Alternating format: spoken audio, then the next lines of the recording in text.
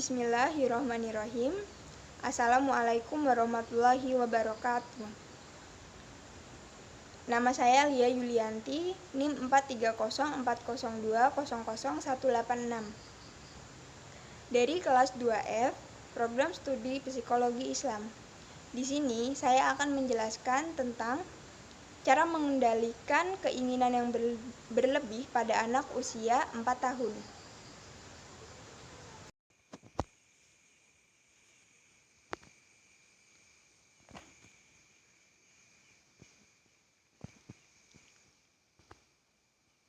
Pengendalian keinginan yang berlebihan pada anak usia 4 tahun.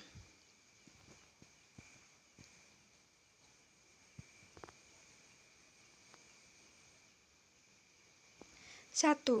Emosi. 2. Emosi pada anak. 3. Cara penanganan. 4. Kesimpulan.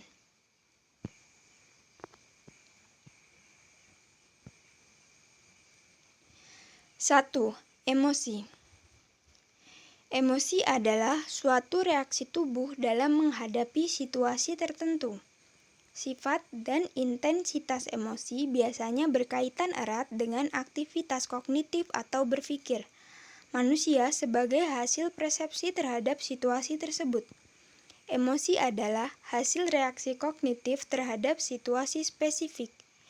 Emosi pada prinsipnya menggambarkan perasaan manusia dalam menghadapi berbagai situasi. Oleh karena itu, emosi merupakan reaksi manusiawi terhadap berbagai situasi. Sebenarnya tidak ada emosi baik ataupun emosi buruk. Emosi sendiri menjadi penting karena ekspresi dari emosi yang tepat terbukti bisa menghilangkan stres yang kita alami. Semakin tepat kita mengkomunikasikan perasaan, semakin nyaman perasaan tersebut. Keterampilan dalam manajemen emosi memungkinkan suatu individu menjadi akrab dan mampu bersahabat, berkomunikasi dengan tulus dan juga terbuka dengan orang lain.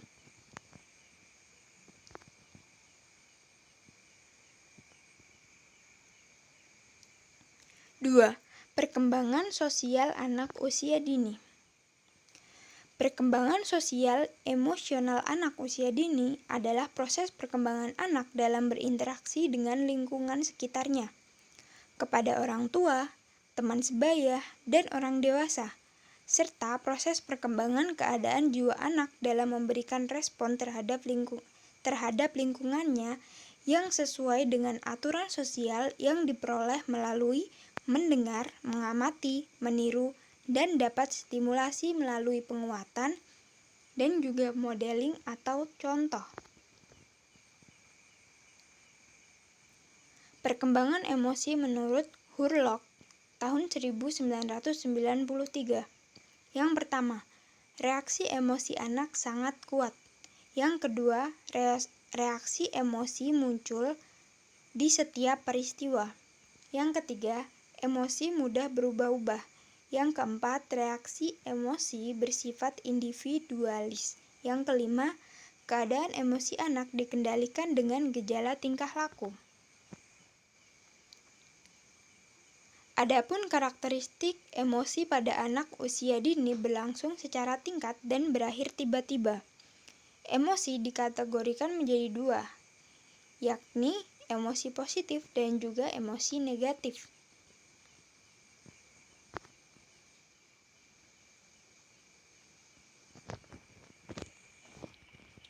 Ketiga, cara penanganan. Bagi anak usia 2-4 tahun, dalam menyatakan keinginan kepada orang tua, mereka melalui bahasa atau perilaku tertentu. Hal ini merupakan strategi kognitif agar mereka mendapatkan hal yang diinginkan. Anak-anak menyampaikan keinginan mereka melalui berbagai cara, seperti berbicara, menangis, berteriak, atau merajuk, yang seringkali membuat orang tua mereka tidak tahan dan sesegera mungkin memenuhi keinginan tersebut. Tentu saja, anak akan menyambut dengan gembira ketika orang tua mereka dengan segera mengiyakan permintaannya. Namun, apakah dengan cara segera memenuhi keinginan anak merupakan respon yang tepat? Ketika anak yang terbiasa mendapatkan keinginannya dengan cepat, maka kesempatannya dalam mengendalikan diri, membuat perencanaan, dan mengelola perasaan kecewa pun menjadi minim. Gravitation delay adalah kemampuan anak dalam menggunakan logikanya untuk menunda keinginan demi memperoleh hasil yang lebih besar. Ketika menunda keinginan, anak melatih fungsi kognitifnya dalam hal berpikir dan membuat perencanaan.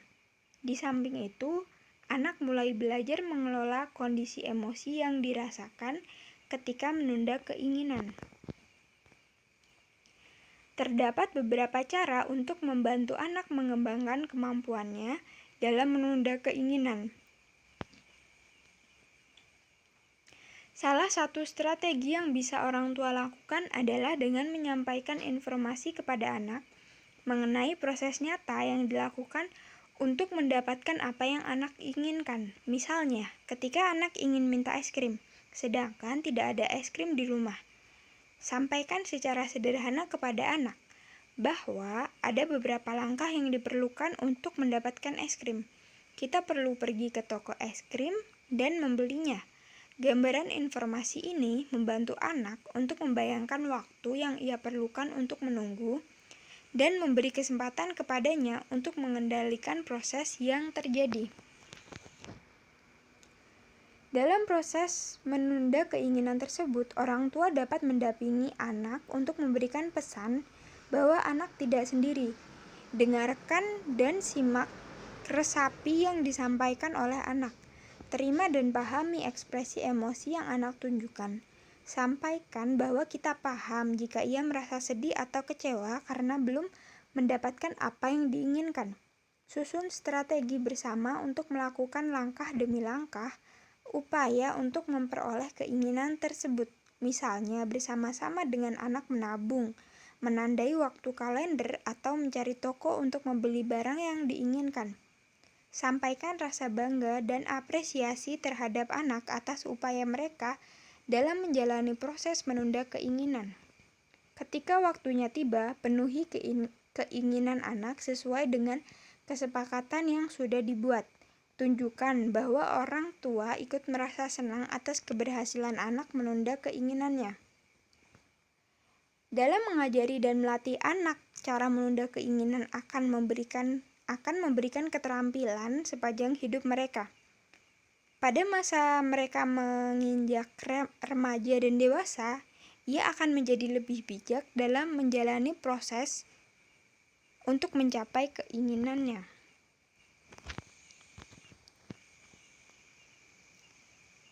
Yang keempat, kesimpulan.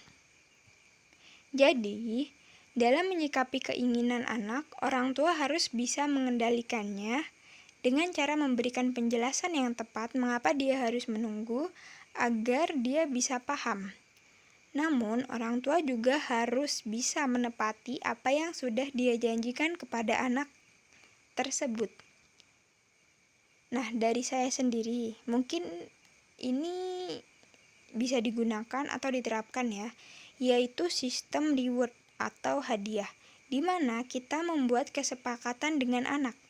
Yaitu ketika anak menginginkan sesuatu, kita buat kesepakatan dengan mereka. Bahwasannya kita akan memberikan apa yang dia inginkan dengan catatan dia harus melakukan kewajibannya. Seperti ikut orang tuanya sholat dengan rajin, mandi tanpa disuruh, makan tepat waktu, berangkat mengaji, tidak main game terlalu lama, dan yang lainnya. Karena menurut saya pribadi, cara ini secara tidak langsung mendorong anak melakukan hal yang baik dan dia juga tetap bisa mendapatkan apa yang dia inginkan. Sekian dari saya, terima kasih. Wassalamualaikum warahmatullahi wabarakatuh.